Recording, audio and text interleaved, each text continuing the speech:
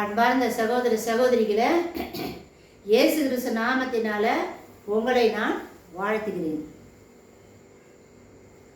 கடந்த நிகழ்ச்சி நம்ம வெளிப்படுத்தின விசேஷம் 18வது அதிகாரம் வரைக்கும் சக்கரியாவின் புஸ்தகத்தோட அவர் கண்ட தரிசனத்தோட நம்ம முடிச்சிட்டோம். அடுத்த அதிகாரம் நம்ம 19வது அதிகாரத்துக்கு வரப்போறதால ஈஸியாக தான் இருக்கும். 17, 18 தான் கொஞ்சம் கஷ்டமாக இருந்துச்சு. எனக்கு ஒரு சகோதரன் வந்து பாபிலோனுக்காக நீங்கள் ஜெபம் பண்ணுங்க அப்படின்னு கமெண்ட்ஸில் கேட்டிருக்கிறார். அவர் கேட்டது நல்லது தான். நம்ம வந்து உலகம் முழுசும் இருக்கிற மக்களுக்காக ஜெபிக்கிறோம். இப்போ உலகம் முழுவதும் யுத்தங்கள் நடந்துட்டு இருக்கு. உக்ரைனுக்கும் ரஷ்யாவுக்கும் யுத்தம். நேட்டோ நாடுகள் எல்லாம் களத்தில் இறங்கி இருக்குது. இஸ்ரேல் தேசத்தை சுற்றிலும் பல அரபு நாடுகள் சேர்ந்து இஸ்ரேல் தேசத்தோட யுத்தம் பண்ணுற நிகழ்ச்சியெல்லாம் இப்போ நம்ம பார்த்துன்னு இருக்கிறோம். நம்ம எல்லாருக்கும் ஜெபிக்கிறோம். யூதர்களுக்காக என்ன நீங்கள் சப்போர்ட் பண்ணுறீங்களே ஆனால் ஒரு சகோதரன் கேட்டிருந்தார். இன்னொரு சகோதரன் ஐசக் ஜோ அப்படின்ற ஒரு சகோதரர் என்ன கேட்டுக்கிறாரு, முகமுடி போட்ட அந்த ஆட்களுக்கு நீங்கள் ஏன் சப்போர்ட் பண்ணுறீங்க, முகமுடி போட்ட தீவிரவாதிகளுக்கு ஏன் சப்போர்ட் பண்ணுறீங்கன்னு கேட்குறாங்க. நான் யாருக்குமே சப்போர்ட் கிடையாதுங்க. நான் வந்து ஏசப்பாவை பின்பற்ற மகள். அதனால ஏசப்பாவினுடைய மனநிலை என்ன இருக்குதோ அந்த மனநிலை தான் எனக்கும் இருக்குது. இவங்க தான் ஒஸ்தி, இவங்க தான் மட்டம் அப்படின்னெல்லாம் கிடையாது. இந்த பூமியில் உருவாக்கப்பட்டது எல்லாமே நம்ம ஆண்டவராகிய தேவனால தான். இந்த பூமியில் இருக்கிற எல்லா மக்களும் உருவாக்கப்பட்டவங்க. இந்த பூமியில் இருக்கிற எல்லா மக்களும் ரட்சிக்கப்பட்டு பரலோகத்தில் வந்து சேரணும் அப்படின்னு சொல்லிட்டு தான் இயேசு சாமி பரலோகத்திலிருந்து மனிதனாக இந்த பூமிக்கு வந்து 30 வருஷம் வாழ்ந்து நம்ம பாவமெல்லாம் அவர் சுமந்து நம்ம பாவங்களுக்காக ரத்தம் சிந்தி நம்ம பாவங்களுக்கு இயேசு சாமி பரிகாரம் பண்ணிட்டார். அவர் ரத்தத்தினால நம்ம பாவங்கள் கழுவப்பட்டுச்சு. நம்முடைய பாவங்கள் எல்லாம் சுத்திகரிக்கப்பட்டுச்சு. நம்ம ரட்சிக்கப்பட்டு கடவுளுடைய பிள்ளையாக மாறிட்டோம். அதனால இயேசுவை விசுவாசிக்கிறோம்.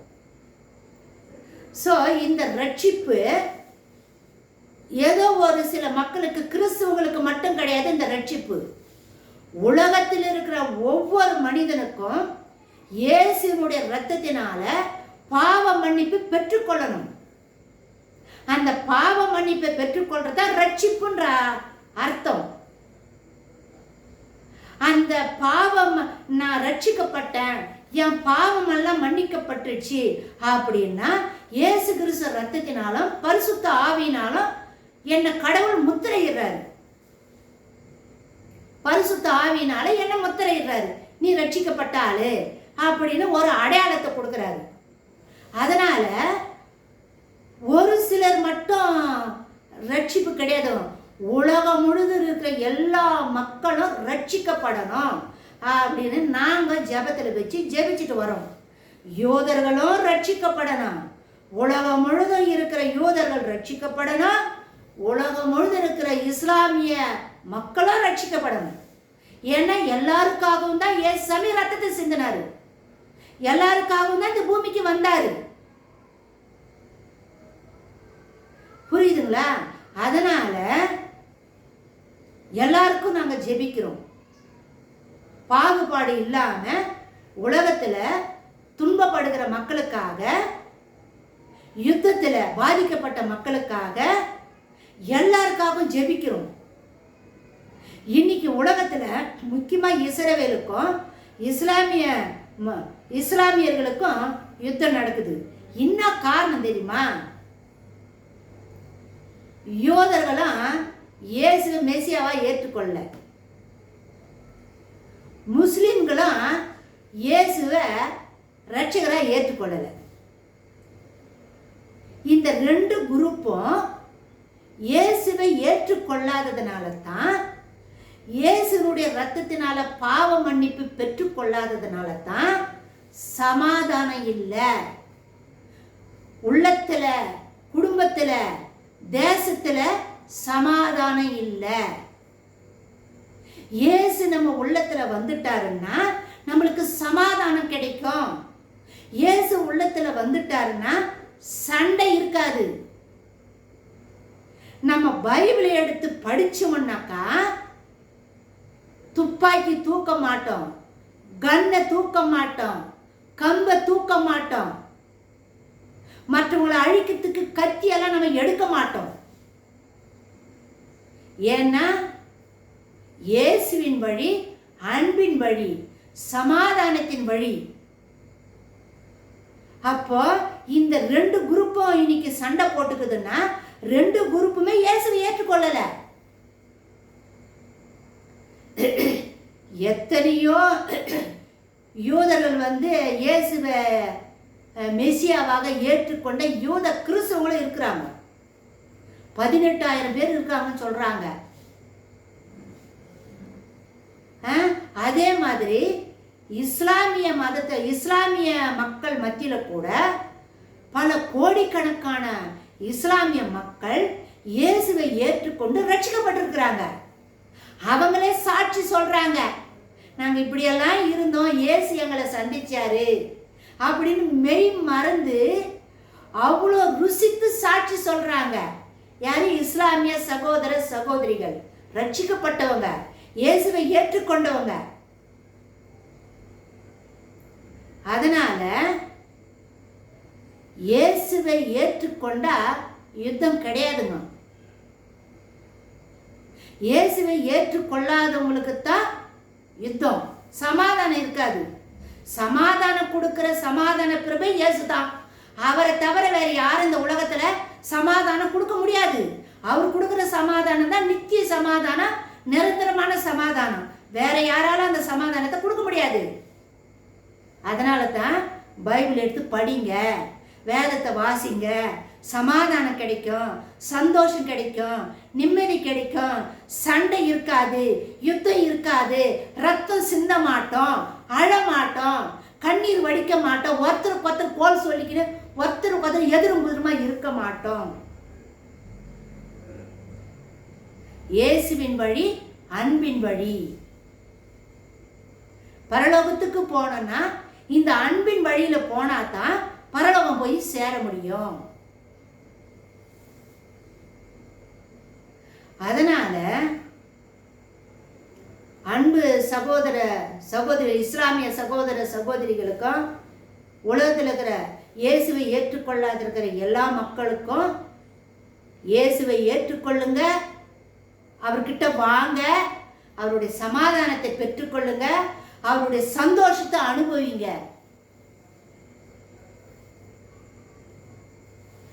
இன்னொரு விஷயம் உங்களுக்கு நான் சொல்றேங்க.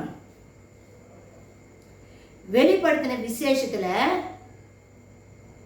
முதலாவது முத்திரை உடைக்கிறாங்க, ரெண்டாவது முத்திரை உடைக்கிறாங்க, மூணாவது முத்திரை உடைக்கிறாங்க, நாலாவது முத்திரை உடைக்கிறாங்க.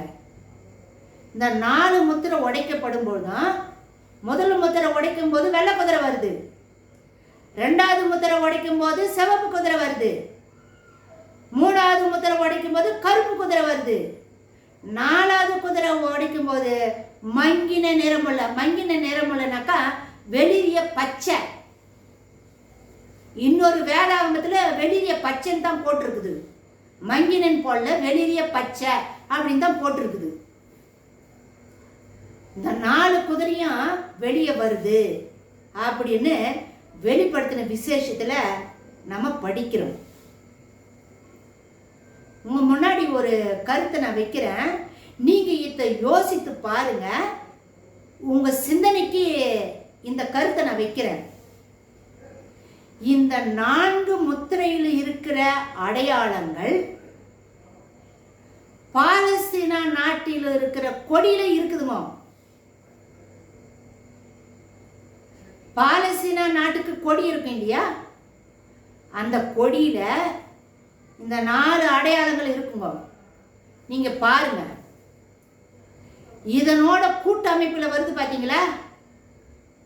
இந்த பாலஸ்தீனா நாட்டோட கூட கூட்டோடு கூட வருது பார்த்தீங்களா, அந்த கொடியில எல்லாம் கூட 3 கலர் இருக்கும், இல்லை 2 கலர் இருக்கும். கண்டிப்பா 3 கலர் இருக்குதுங்க. உங்க சிந்தனைக்கு இந்த கருத்தை நான் விட்டு கொடுக்குறேன். நீங்க யோசிங்க, சிந்திங்க, தியானம் பண்ணுங்க, இன்ன அர்த்தம்னு கண்டுபிடிங்க. பாலஸ்தீனா நாட்டில் இருக்கிற கொடியில் இருக்கிற 4 கலர், 4 முத்திரையில் வர குதிரையினுடைய அடையாளங்கள். இன்னொரு விஷயம், நம்ம 17வது அதிகாரம், வெளிப்படுத்தின விசேஷம் 17வது அதிகாரத்தை பற்றி படித்தோம். அதாவது போப்பின் சபையை பற்றி நம்ம படித்தோம்.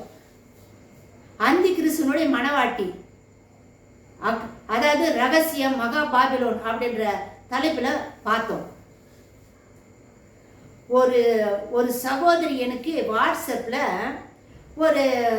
வாட்ஸ்அப்பில் ஒரு செய்தி அனுப்பியிருந்தாங்க, படத்தோட வீடியோவோட அனுப்பியிருந்தாங்க. என்ன வீடியோனாக்கா, இலங்கை தேசத்தில் அந்தோணியார் திருவிழா நடக்குது. அந்த அந்தோணியார் திருவிழாவுக்கு எவ்வளோ உயரமான தேர் ஜோட்சி அலங்காரம் பண்ணி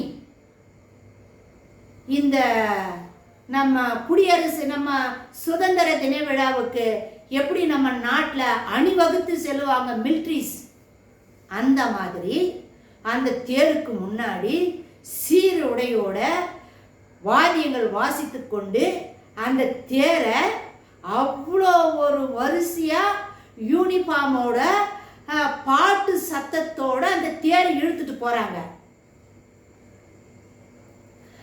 அந்த இழுத்துட்டு போகிற அந்த தேரும் நல்லா உயரமாக இருக்குதுங்க. இந்த தேருக்கு மேலே ட்ரோன் இல்லை, ட்ரோன், அந்த ட்ரோனை அதை செட் பண்ணிக்கிறாங்க பாருங்க. அந்த ட்ரோனுக்கு நடுவில் ஒரு கூடை மாதிரி இருக்குது, ஒரு பெரிய கூடை மாதிரி இருக்குது. அந்த கூடையில் ரோஜா பூனுடைய இதழ்கள், சிவப்பு கலர், எல்லோ கலர், வெள்ளை கலர், இந்த மாதிரி கலர் இதழ் அந்த கூடையில் இருக்குதுங்க. அந்த ட்ரோனுக்கு நடுவில் கூடை மாதிரி இருக்குது. அதில் இந்த இதழ்களெல்லாம் வச்சு இந்த ட்ரோன் வந்து மேலே போதுங்க. மேலே போய் ட்ரோன் மேலே பறந்துட்டு போய் அந்த ட்ரோன் இப்படி திறந்து விட்ட உடனே அந்த கூடையில் இருக்கிற பூவெல்லாம் அந்த தேர் மேலே கொட்டுதுங்க. அந்தோணியார் சிலை மேலே வச்சுக்கிறாங்க.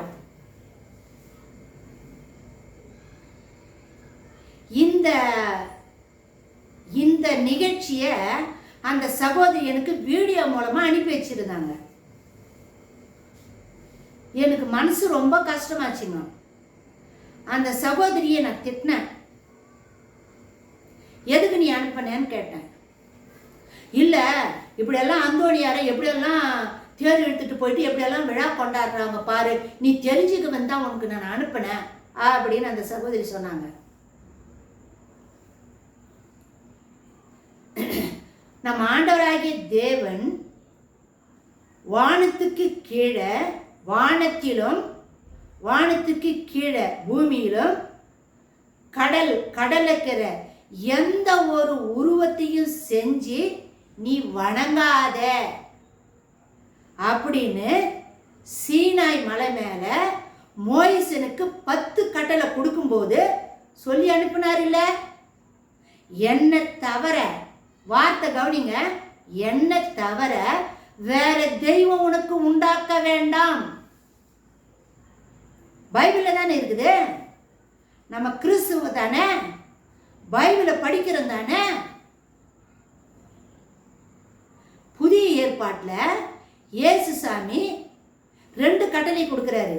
எல்லாவற்றுக்கும் மேலாக தேவனை நேசிக்கணும், 2வது உன்னை போல் உன் அயலானை நேசி. அந்த 10 கட்டளை இந்த 2 கட்டளையை அடக்கிட்டாரு, அன்பின் கட்டளையா கொடுத்துட்டாரு. இப்போ கிறிஸ்துவங்க மனிதர்களை, அந்தோணியார் வந்து உங்களை மாதிரி என்ன மாதிரி ஒரு மனிதர், பிதா, குமாரன், பரிசுத்த ஆவியானவரை தவிர மீதி யாரை நீ வணங்கினாலும் அது விக்கிரக ஆராதனை. கடவுளுக்கு நம்ம மகிமை செலுத்தல. இப்படி அந்தோணியாருக்கு மேல போய் கூடையில பூ தூவி அந்தோணியாரை மகிமைப்படுத்துறோம்னா அப்போ கடவுள் என்னாச்சு? வானத்தையும் பூமியும் உண்டாக்கின கடவுளுக்கு எங்க மகிமை? அந்தோணியாருக்கு பூ தூவி தேர் இழுத்தி பாட்டு பாடி பேண்டு செட்டோட அவ்வளோ ஒரு ஆரவாரமா விழா கொண்டாடுறோம். பாபிலோன் சபை பத்தி நான் பேசியிருக்கிறேன். பாபிலோனுடைய கலாச்சாரம் எல்லாம் எப்படி சபைக்குள்ள வந்துச்சு அப்படின்றத நான் பேசியிருக்கிறேன். அப்போ இந்த மாதிரி ஜனங்கள் கடவுளை விட்டுட்டு, கடவுளுடைய வார்த்தையை விட்டுட்டு, வானத்தையும் வானத்துக்கு கீழே இருக்கிற மனிதர்களையும் மற்றையும் நம்ம புகழ்ந்து போற்றி தேர்தெடுத்து ஆராதனை பண்ணி மகிமைப்படுத்தி செலுத்தி போற்றி புகழறோம், மேன்மைப்படுத்துறோம்னா அப்ப கடவுளை நம்ம மேன்மைப்படுத்தலன்ற அர்த்தம். கடவுளை நம்ம மேன்மைப்படுத்தல. சமாரியா பெண்ணோட கூட ஆண்டவர், நம்ம ஆண்டவராக இயேசு கிறிஸ்து சந்திக்கிறார். சமாரிய பெண்ணை பாவத்திலிருந்து விடுதலை ஆக்குறாரு. அப்ப சமாரிய பெண்ணு நம்ம ஆண்டவராக இயேசு கிறிஸ்து ரெண்டு பேரும் அங்க கான்வர்சேஷன் நடக்குது, ரெண்டு பேரும் பேசுறாங்க. அப்போ நம்ம ஆண்டவராகிய தேவன் இயேசு கிறிஸ்து சமாரிய பெண்ணுகிட்ட என்ன சொல்றாரு? ஆவியோடும் உண்மையோடும் தொழுது கொள்ளும் காலம் வரும். ஆவியோடும் உண்மையோடும் தொழுது கொள்ளுகிறவர்களைத்தான் பிதா விரும்புகிறார் அப்படின்னு வசனத்தில் எழுதியிருக்குது. யாரு? இயேசு சாமி சொல்றாரு. ஆவியோடும் உண்மையோ ஆவியிலையும் ஆவியில தொழுது கொள்ளணும், ஆண்டவரை ஆவியில தொழுது கொள்ளணும் அப்படின்னு இயேசு சாமி சமாரியா பெண்ணுகிட்ட சொல்றாரு. அப்போ நம்ம யாருக்கு மகிமை கொடுக்குறோம்? சரி, இப்படி நீ மகிமை கொடுத்துடுற, எல்லாம் கடவுள் தாங்க, கடவுளை முன்னாடி வச்சுதான் இதெல்லாம் செய்யறோம், அதெல்லாம் உங்களுக்கு புரியாது அப்படின்னு அந்த சகோதரி சொல்றேன் என்கிட்ட. அந்தோணியாரை வணங்கினா அந்தோணியார் பரலோகம் கூட்டு போக மாட்டாரு. இந்த பூமியில வாழ்ந்த சரீரமுள்ள இரத்தமுள்ள எந்த மனிதனையும் நீ வழிபட்டு வணங்கி பின்னாடி போனியானா சத்தியமா நீ பரலோகம் போக மாட்ட. அவங்க வழியை நீ பரலோகம் போகவே முடியாது. நானே வழி, நானே சத்தியம், நானே ஜீவன். இயேசு சாமி சொல்லிக்கிறார், நானே வழி. இயேசு சாமி வழியா தான் நீ பரலோகம் போக முடியும். இயேசு கிறிஸ்து ரத்தத்தினால நம்ம பாவம் கழுவப்பட்டு சுத்தமாக்கப்பட்டா மட்டும்தான் பரலோகம் போக முடியும். இல்லாட்டி பரலோகம் போக முடியாதுங்க. அதனால்தான் இயேசு சொன்னாரு, நானே வழி. நீ பரலோகத்துக்கு வரணும்னா நான் தான் வழி, என் வழியா தான் நீ வர முடியும். மற்ற புனிதர்களோ மற்ற எந்த மனிதர்களையோ நீ வணங்கினா தொழுது கொண்டேனா பரலோகம் போக முடியாது. யாரும் நம்மளுக்கு பரிந்து பேசுற செத்தவங்க யாரும் கடவுளை போற்ற முடியாது, புகழ முடியாதுன்னு சங்கீதத்தில் எழுதி இருக்குது. செத்து போனவங்க எப்படி போற்ற முடியும், புகழ முடியும், எப்படி நமக்கு வந்து உதவி செய்ய முடியும்? இதெல்லாம் மாய்மாலம், இதெல்லாம் மாய்மாலம், ஏமாத்துறது, ஆத்துமாக்களை நரகத்துக்கு கொண்டு போறது. வார்த்தை தாங்க, வார்த்தை தானே இயேசு சாமி. யோவான் புஸ்தகம் 1ஆவது அதிகாரம் 1ஆவதுல என்ன சொல்லுது? வார்த்தை மனு உருவானார், நம்மிடையே குடிக்கொண்டார். எழுதியிருக்குதுல்ல, வார்த்தையானவர் பிதாவுடைய வாயில் இருந்த வார்த்தை தான் இயேசுவா மனிதனா அவதாரம் எடுத்து இந்த பூமிக்கு வராரு. வார்த்தை மனிதனா உருவெடுத்தவர், வார்த்தை மனு உருவானார், நம்மிடையே நமக்குள்ள ஆவியாய் குடிக்கொண்டிருக்கிறாரு. உள்ளத்துல தாங்க ஆண்டவர் ஆராதிக்கணும். மற்ற பொருளையோ மற்ற மனிதனையோ மற்ற சிலையோ எந்த சடங்காச்சாரத்திலும் கடவுள் இல்லை.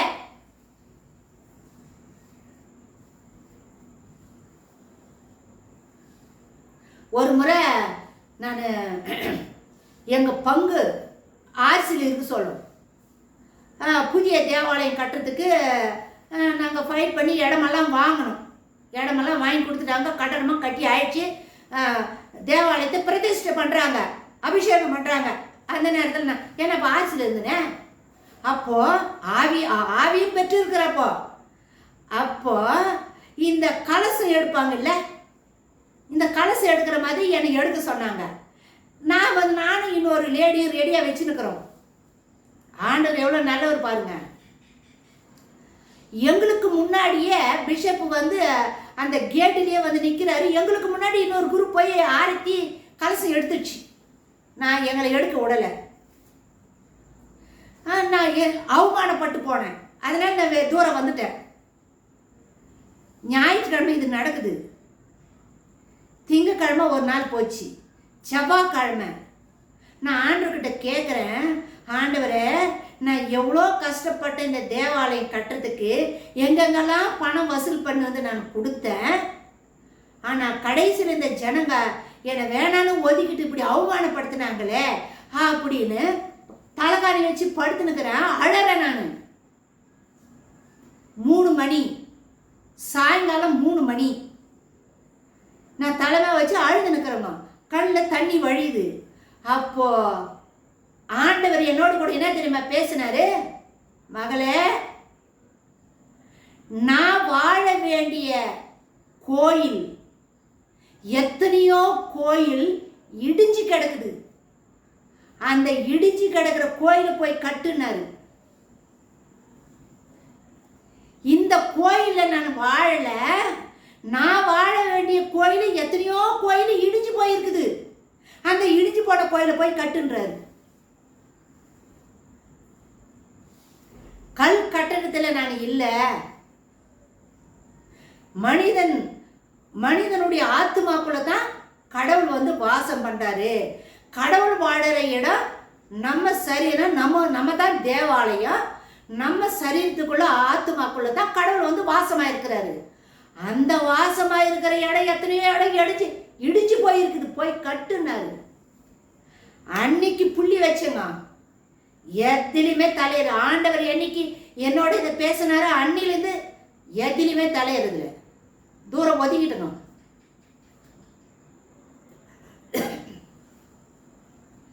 அதனால